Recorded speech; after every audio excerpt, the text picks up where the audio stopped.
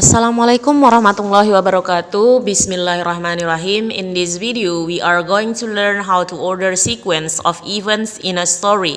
Jadi kita akan belajar bagaimana untuk menyusun serangkaian peristiwa di sebuah cerita. You will get to know to report and the way to retell a series of past event. Jadi kamu juga akan tahu bagaimana untuk melaporkan dan cara untuk menceritakan kembali serangkaian peristiwa di masa lalu ya. You will also learn to identify the social function, generic structure, language features of report. While studying about recount, you will also learn about past tense. At last, you will able to differentiate past tense and present perfect tense. Nah, di sini kamu juga akan belajar mengidentifikasi dari fungsi sosial, struktur, dan unsur kebahasaan dari teks report. Ketika kita belajar tentang recount ini, kamu juga akan belajar tentang simple past atau past tense. Pada akhirnya, kamu diharapkan akan mampu untuk membedakan past tense dengan present perfect tense. Okay, let's start recount text. What is it, recount text? What is the social function of recount text? What is the generic structure of recount text? What are the linguistic features of recount text? Apa unsur kebahasaan dari recount text? Yuk kita bahas ya.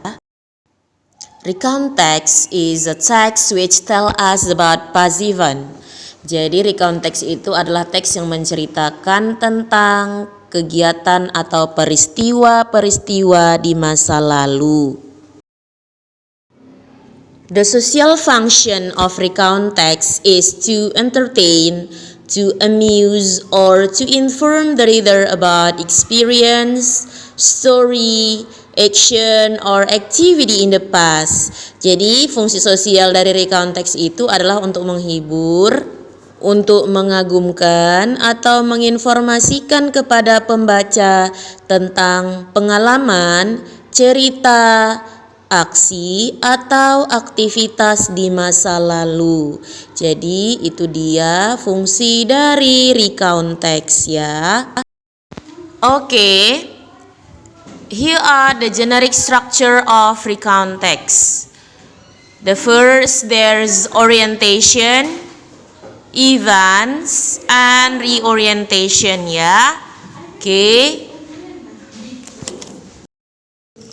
In orientation, it gives the readers the background of information needed to understand the text, such as who evolve in the story, siapa yang terlibat di cerita, where it happened, di mana kejadian ceritanya, and when it happened, dan kapan terjadi cerita tersebut. Sedangkan di event itu adalah a series of events, serangkaian peristiwa.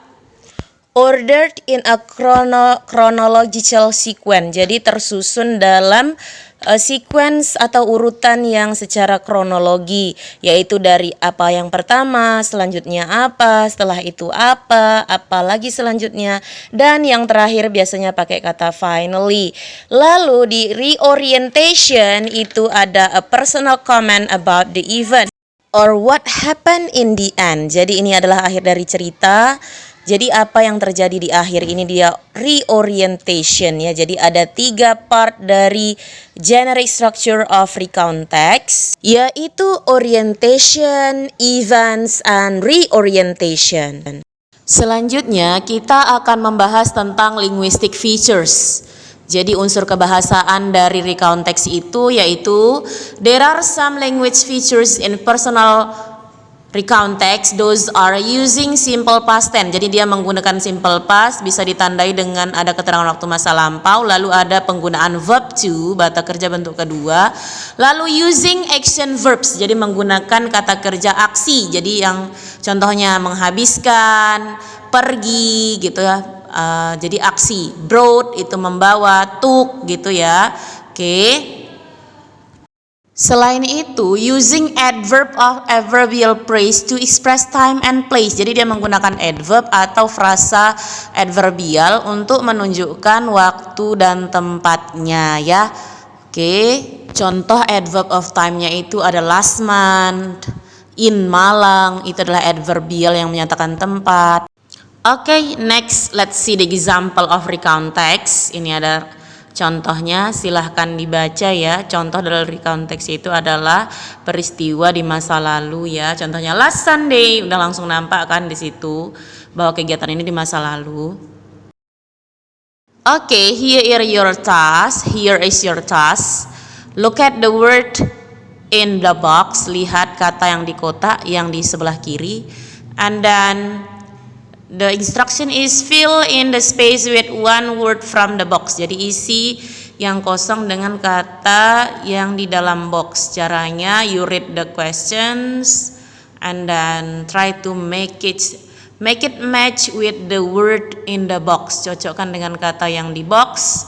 Of course you have to try to look for the meaning first, so your answers will be right. Okay, you do it on your notes. You write the questions and the answer also. Okay.